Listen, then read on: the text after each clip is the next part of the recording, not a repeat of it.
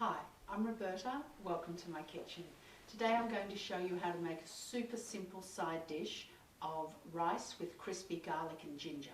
Now we're going to serve it with our camarones con coco, but you could serve this with any curry, anything saucy at all. I mean, anything that you would serve plain steamed rice with.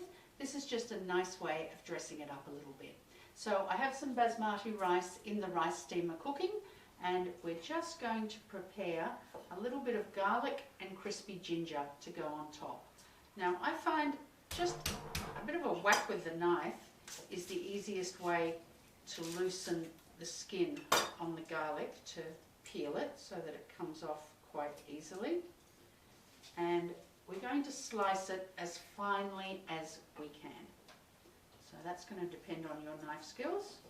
Mine I think are about average, but we want nice fine slices if we can get them.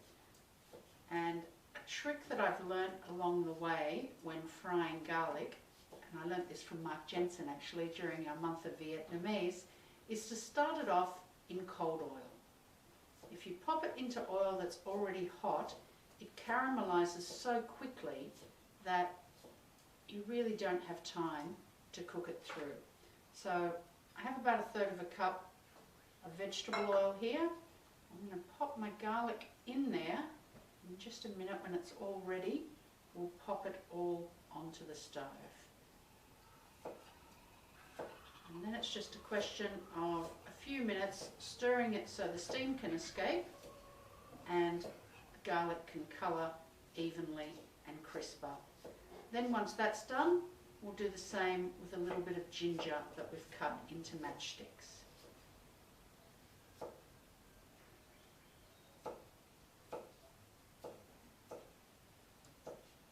And so as not to waste the oil, we'll pop the oil over the rice as well.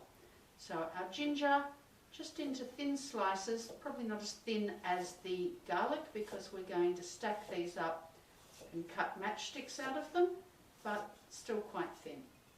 So pop these boys on top of each other, and just depends on the shape of your piece of ginger. I'll get rid of those end bits so that we've got nice uniform matchsticks to go into the oil.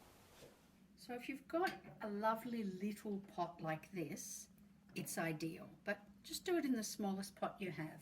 And you're starting with the cold oil and the garlic, over a low to medium heat.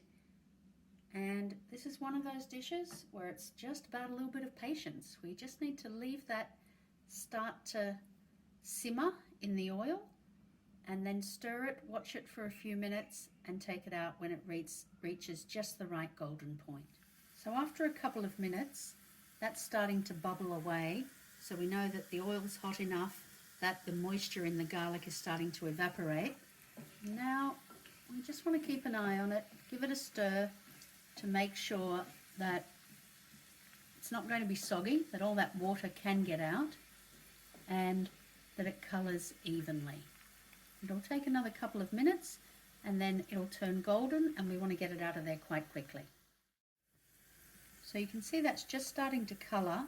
We want to take it a little bit further, but not too much further, and we certainly don't want to walk away or take our eyes off it at this stage.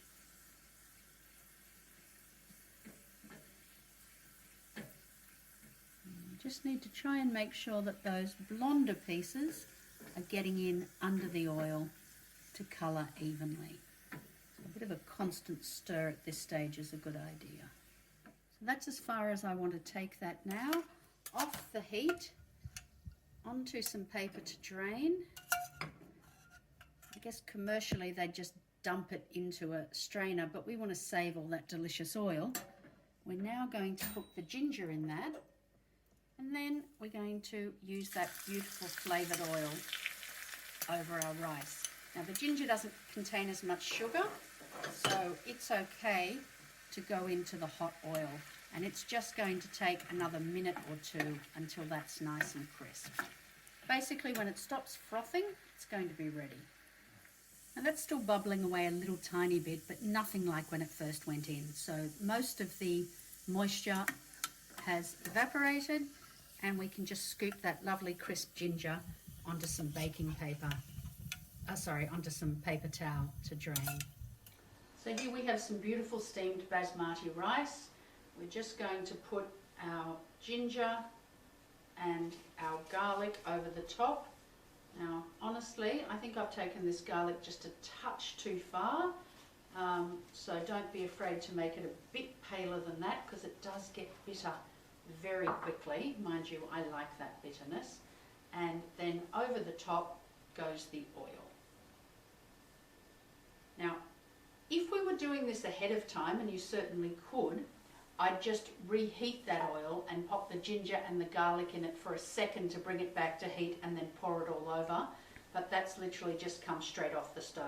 Now you can fork that through a little bit if you like, but it's really just a garnish, and the flavour of all that beautiful ginger and garlic is in the oil.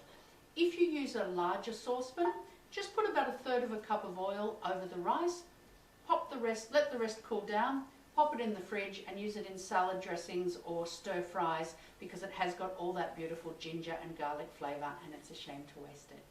Enjoy.